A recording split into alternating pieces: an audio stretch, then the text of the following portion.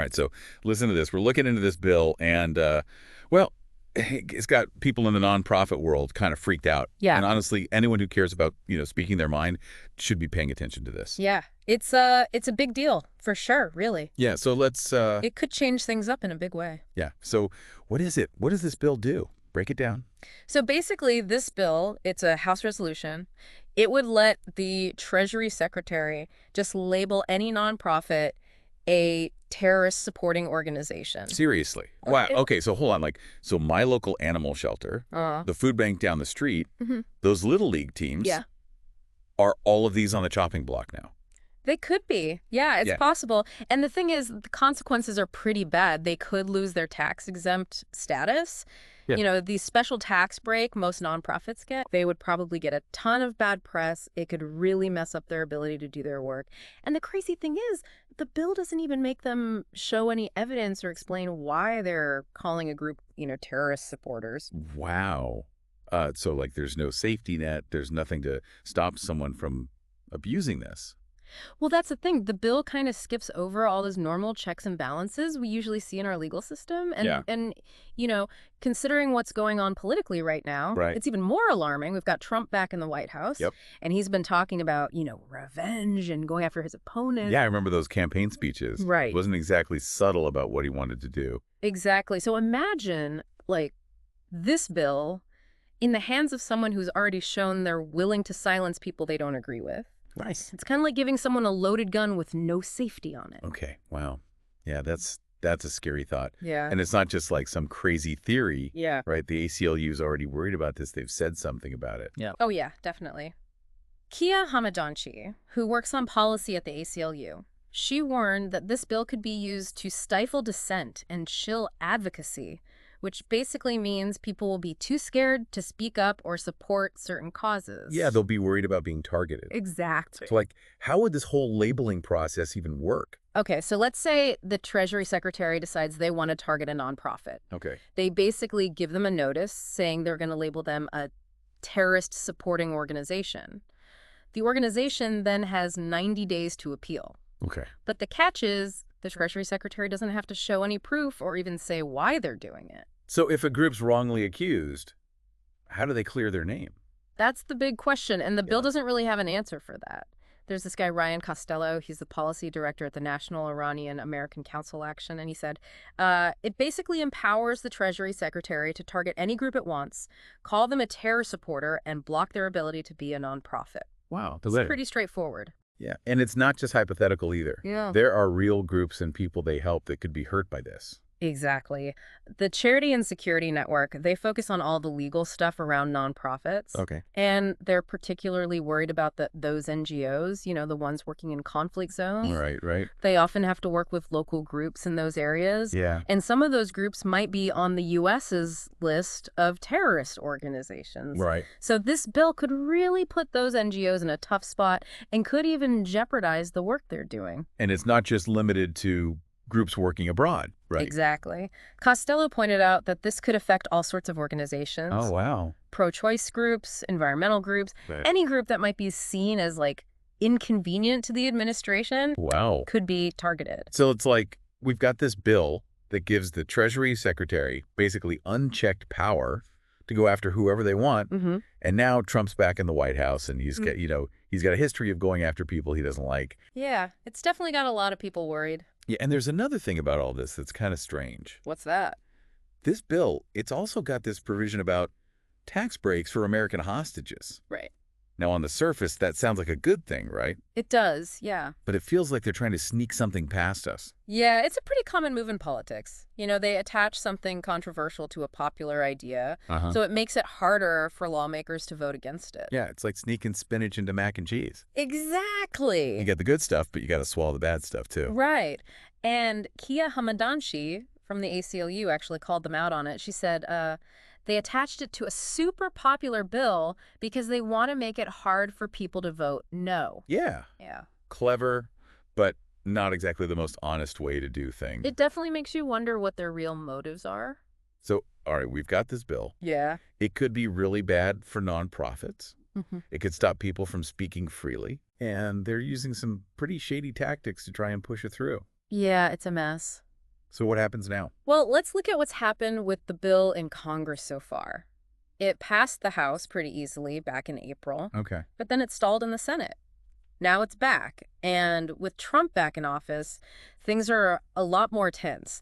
And it's not just Trump being back, Right. the whole who's for the bill and who's against it has changed too. Oh, really? Like how so? Well, you've got these pro-Israel groups like the ADL and the Foundation for Defense of Democracy. Okay. They've been pushing really hard for this bill. I see. They think it'll help them achieve their goals. Makes sense. Which just makes everything more complicated. Yeah, for sure. It's like adding another layer to this whole thing. Yeah, exactly. But it sounds like some people are starting to push back against it too, right? Yeah, you're right. One of the most interesting things is that this Democratic representative, Lloyd Doggett, Okay. he didn't oppose the bill before. Right. But now he's saying he'll probably vote against it. Oh, wow. That's a big change. What made him change his mind?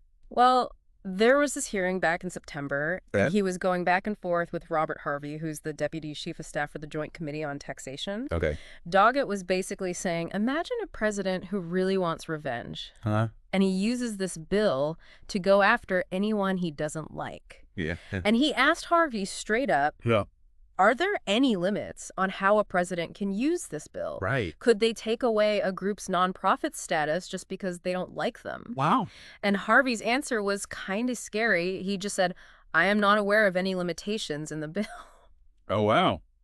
Yeah, not exactly reassuring, is it? Not really, no, especially with, Especially with Trump. Trump back in charge. Exactly, yeah. It just shows how much potential there is for this bill to be abused. Right, right. The ACLU and a bunch of other groups, over 125 of them, that focus on things like religious freedom and human rights, they all signed this letter saying they're against the bill. And over 40,000 people signed a petition telling Congress to reject it. Wow. So it seems like a lot of people are not happy about this. No, they're not. But I'm guessing some people still support it, right? Yeah, you're right. Some Democrats still like it, mostly because of that hostage thing we talked about. This Representative Dina Titus, she's one of the people who sponsored the bill. Right. And she basically said that helping hostages is a good enough reason to support the bill. Even with all the other problems. Yeah, even with all the concerns people have. It's like, the road to hell is paved with good intentions. Right, right. It makes you think, Yeah. is helping hostages worth giving up things like due process and free speech? That's a tough question. It is, and we can't forget about the impact on all those nonprofits doing important work all over the world. Right. It's a complicated situation. Yeah, it really is. There are no easy answers. No, for sure. But it seems like more people are starting to oppose the bill. Yeah, that's true. Back in April, the first version of the bill passed the House pretty easily. Only 11 people voted against it. Wow. And the interesting thing is, even then, those who voted no were mostly people who have criticized their own party's stance on Israel. Oh, interesting. So you had the progressive squad voting against it. Right. And then there was Thomas Massie. He's a Republican. Okay. He often goes against his party on things related to Israel. I see, I see. So now that Trump's back, Right. and more people know about how this bill could be abused, Yeah. do you think we'll see more lawmakers changing their votes? That's a good question. I guess we'll have to see what happens. It'll be interesting to see if lawmakers care more about, doing what's easy or actually standing up for what's right. Yeah, that's the big question. It feels like this whole debate is about something bigger than just this one bill. It does, doesn't it? It's like we're seeing this trend. Yeah. Governments all over the world are using national security as an excuse to take away people's freedoms. It's a dangerous path we're going down. And we need to pay attention. Absolutely. Yeah. We can't just sit back and let this happen. So we've talked a lot about this bill and all the stuff going on. Yeah. It can be kind of overwhelming. That can. What's the main thing you want listeners to remember? Well, think about it like this. This bill could make people afraid to donate to charity or volunteer their time. Right. Because they're worried about being called a terrorist supporter. Yeah, that's a really good point. It's about more than just nonprofits. It's about our democracy and our right to speak our minds. Yeah, it's easy to get lost in all the details and stuff, It is. But this is something that could affect all of us, you know what I mean? Absolutely. Like, imagine people are afraid to give money to their favorite charities. Yeah. Or they're scared to volunteer Wow. because they're worried about being labeled a terrorist supporter. Yeah, it's crazy. It's like this bill could make people scared to even speak their minds. Yeah, and to even, be seen with certain groups Exactly. because they don't want to get in trouble. And that's not good for democracy. Right. You know, you need people to be involved, to talk about ideas, and to, like, keep their leaders in check. So true. We can't just assume these freedoms will always be there. No, definitely not. The price of freedom is eternal vigilance or something like that. Yeah, exactly. We got to stay informed, stay involved, and speak up. For sure. So what can people do? You know, they're listening to this and they're probably thinking like, okay, this is messed up. What can I do? Well, the first thing is call your representatives, you know. Right. Let them know you don't like this bill and tell them to vote against it. Yeah. Tell your friends and family about it. Spread the word. Yeah, exactly. Get the word out there. And look, it's bigger than just this one bill. Right. This is a pattern we're seeing. Yeah. So stay curious, keep learning, and support groups that are fighting to protect our freedoms. We've given you the info on the bill, what could happen, and who's involved. Right. We've laid it all out. Now it's your turn to take that and do something with it. Exactly. Remember, your voice matters. It does. Ooh. Don't be afraid to use it. Yeah, and here's something to think about. Okay. This bill talks about terrorist supporting organizations, but what's to stop them from changing what that means, you know? Yeah, that's a good question.